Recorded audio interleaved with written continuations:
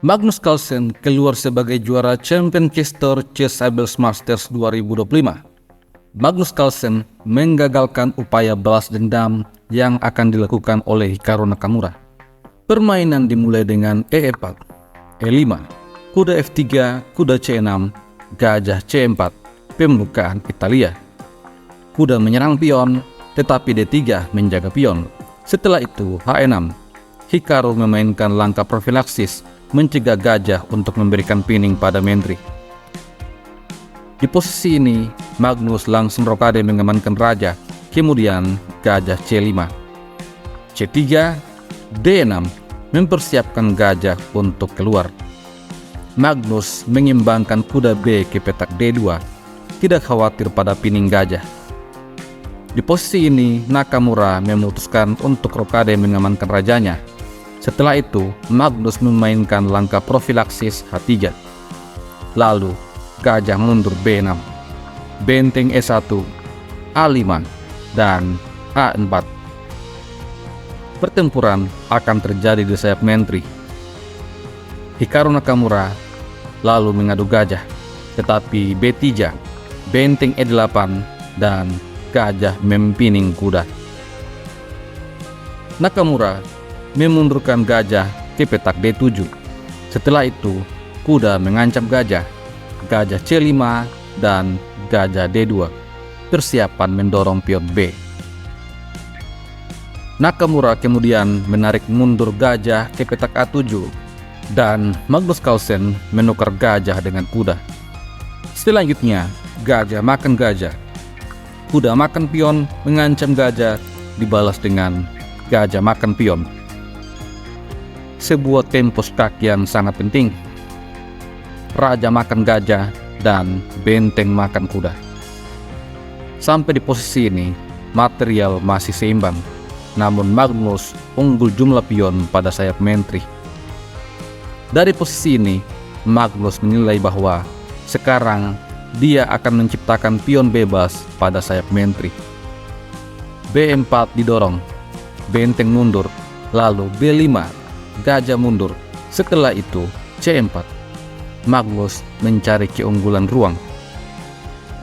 Nakamura membalas dengan C6 menantang pion. Raja mundur G1, lalu gajah E6. Kemudian pion A5. Kuda D7, raja menepi ke petak H1. Di posisi ini Nakamura menukar pion.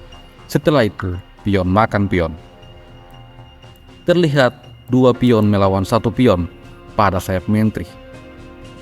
Hikaru Nakamura kemudian mengaktifkan kuda ke petak C5. Lalu benteng A3 menjaga petak B3. Setelah itu gajah menekan pion, tetapi menteri menjaga pion. Kuda mundur E6 dan A6. Pion makan pion, pion makan pion. Magnus Carlsen berhasil memiliki sebuah pion bebas. Nakamura kemudian menempatkan kuda C5 menekan pion dan pion A7. Selanjutnya, menteri menambah tekanan pada pion, lalu menteri menjaga pion. Di posisi ini, Nakamura membuat kesalahan karena memainkan gajah B5 mengancam pion D. Magnus Carlsen ternyata punya balasan. Gajah E3, ancaman balik pada kuda Hikaru. Apabila di posisi ini gajah makan pion, maka gajah akan terlebih dahulu makan kuda. Setelah menteri makan gajah, gajah hitam akan jatuh. Putih menang satu perwira. Oleh karena itu, Nakamura memutuskan untuk mengambil pion dengan kuda.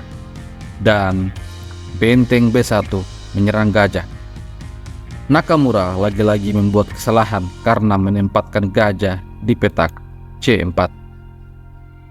Ini langsung dijawab dengan kuda D2, ancaman balik pada gajah hitam. Nakamura masih mencoba dengan D5, lalu pion makan pion. Setelah itu Nakamura menerobos dengan F5, bersiap mengancam gajah. Magnus Carlsen merespon dengan menteri C3, tambahan tekanan pada Gajah Nakamura. Hitam kemudian mendorong E4, membiarkan Magnus untuk mengambil gajah, dan Nakamura menempatkan menterinya di petak G3, mengancam gajah. Magnus Carlsen kemudian menarik mundur kuda ke petak F1, menyerang menteri sekaligus melindungi gajah. Tetapi Nakamura punya balasan, kuda F2, skak. Jika raja lari ke petak G1, maka kuda makan pion, skak. Setelah raja ke petak H1, kuda kembali ke petak F2, lagi-lagi skak. Hitam bisa remis apabila putih tidak berani. Tentu saja di posisi ini, Magnus Carlsen akan sangat berani untuk mengambil kuda. Gajah makan kuda, menteri terancam, dan menteri makan benteng. Sampai di posisi ini terjadi pertarungan antara dua benteng melawan benteng, gajah, dan kuda. Permainan berlanjut. Magnus mendorong D6, open skak. Raja lari H7, lalu menteri D5 mengancam pion. Setelah pion F4, Magnus memainkan menteri F5. Dan sampai di posisi ini, Hikaru Nakamura memutuskan untuk menyerah. Apabila permainan dilanjutkan, misalnya dengan raja mundur ke petak H8, maka D7, benteng terancam. Langkah terbaik adalah benteng menyerang balik menteri, namun pion akan jatuh. Apabila hitam mencoba untuk menjaga pion agar tidak promosi, maka menteri makan pion. Setelah menteri D6, benteng jaga pion. Lalu raja bisa ke petak G8. Kemudian putih akan memainkan raja H2. Perlahan-lahan membuat hitam kehabisan langkah. Setelah F3 misalnya, maka ada balasan G3. Dan hitam akan dibuat terkena zugzwang dalam beberapa langkah ke depan. Apabila hitam mencoba dengan benteng makan pion, maka benteng makan benteng. Setelah menteri makan benteng, menteri juga makan benteng. Putih akan menang dengan begitu mudah. Barangkali ada yang terpikir hitam bisa mencoba dengan benteng menjaga pion. Akan tetapi, kuda akan maju untuk mulai menyerang. Raja lari, kuda maju. Setelah menteri F6 menyerang kuda, maka menteri diadu. Apabila menteri makan kuda gratis, maka pion promosi. Hitam akan dihajar. Apabila dipaksa dengan benteng makan menteri, menteri makan pion. Bagaimanapun juga, posisi yang telah kita lihat pada akhir tadi tidak memberikan sedikit pun peluang bagi hitam untuk menang. Sebuah keputusan yang sangat tepat dari Hikaru Nakamura untuk menyerah agar bisa fokus pada babak selanjutnya. Namun sayangnya, Hikaru Nakamura tidak bisa membalas kekalahan dan Magnus Carlsen keluar sebagai juara.